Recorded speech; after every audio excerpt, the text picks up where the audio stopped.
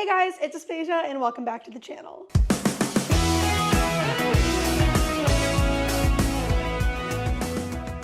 After training clients in person and online for almost 4 years now, there's one pattern that I see over and over again, and if you're watching this right now, you might be dealing with this exact thing. Somebody will start lifting heavy weights for the first time in a while or for the first time in their whole life and immediately want results, but the scale will not budge, or in a lot of cases, the scale will actually go up. They're super consistent with their calorie deficit, their water intake, their strength training, they're doing everything right, but the number on the scale is not going down, it's going up. Then they'll come to me freaking out, wanting to cut their calories, do more cardio, or even quit altogether. I definitely understand how discouraging it is to be doing everything right and seeing the opposite of the results that you want. It makes me really sad to see a client who's getting stronger, their clothes are fitting better, they're just overall feeling so good, yet they're so discouraged by the number on the scale that they convince themselves that what they're doing is not working. But don't panic, because as your personal trainer bestie, I'm going to share with you a few reasons why this might be happening, and hopefully at the end of this video you're encouraged to keep going. For starters, a lot of people will attribute this weight gain to building muscle mass. Technically, muscle is more dense than fat, so if you lose 3 pounds of fat and gain 3 pounds of muscle, the scale won't budge, but you will look smaller and leaner because of that muscle. The problem with this theory though is that the weight gain usually happens within a few weeks of training, and muscle takes a long time to build. It's a really slow process, and even beginners will see up to a few pounds of muscle gain per month. So if the weight isn't all muscle, then what is it? If you're watching this video, I assume that you're someone who's usually pretty sedentary, or you were doing a bunch of cardio, Orange Theory, or other boot camps, and now you're making your way towards the weightlifting section and lifting pretty heavy. Maybe you even had a coach like me to build you a workout program. When you lift weights, your muscles are periodically being broken down and then built back up with proper rest and nutrition,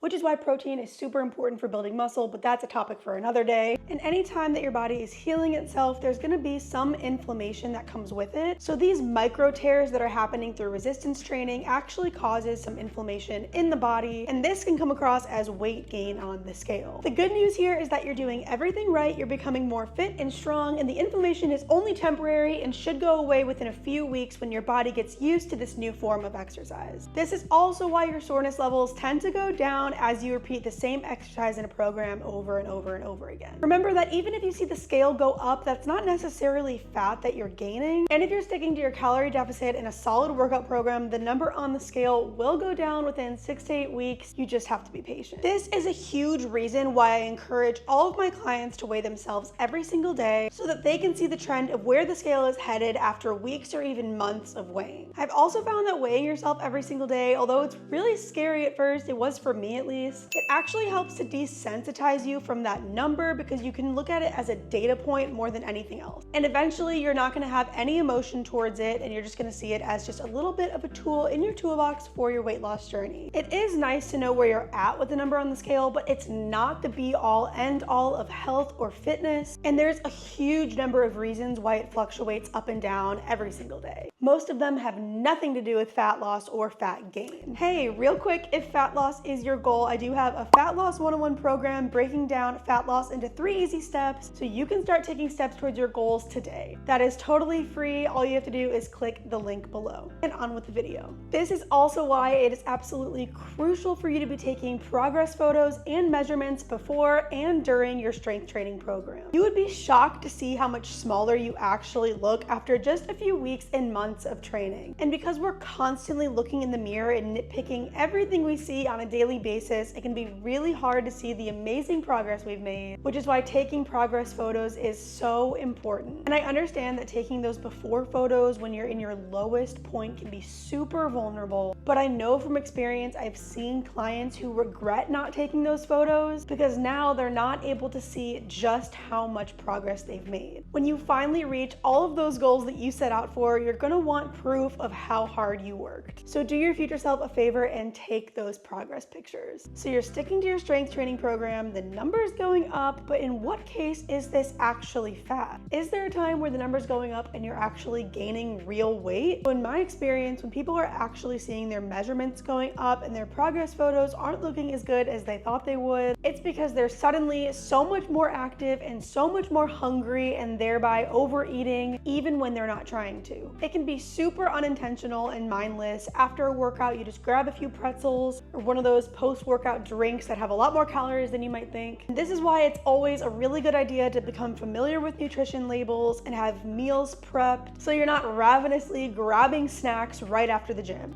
which, let's be honest, we've all done. I'm guilty of it. But in your weight loss journey, it's super important that you stay prepared so that you're not overeating and going over your calorie deficit for the day. This is also why I almost never recommend high intensity interval training or boot camps when you're trying to lose weight. I know so many of you have been brought up with the idea that more cardio equals more fat loss, but all of that super high intensity cardio can make you so hungry and it can be almost impossible to stay in your calorie deficit. So sticking to lower intensity walks throughout your day and hitting your step count is the perfect way to bring cardio into your weight loss program. Hitting that step count paired with strength training 2 to 4 times per week is plenty and will be just enough to lose fat and gain muscle, especially at the beginning of your journey. So please don't let the number on the scale scare you away from weight training. If you're doing everything right, you're gonna lose fat, build muscle, and look and feel the best you ever have. I really hope this video helped you understand a little bit of why the scale might go up when you start a new strength training program. And if it did, make sure you subscribe and hit that notification bell so you never miss a video from your personal trainer bestie. I also post every single day on my TikTok and Instagram. I'll link that below too.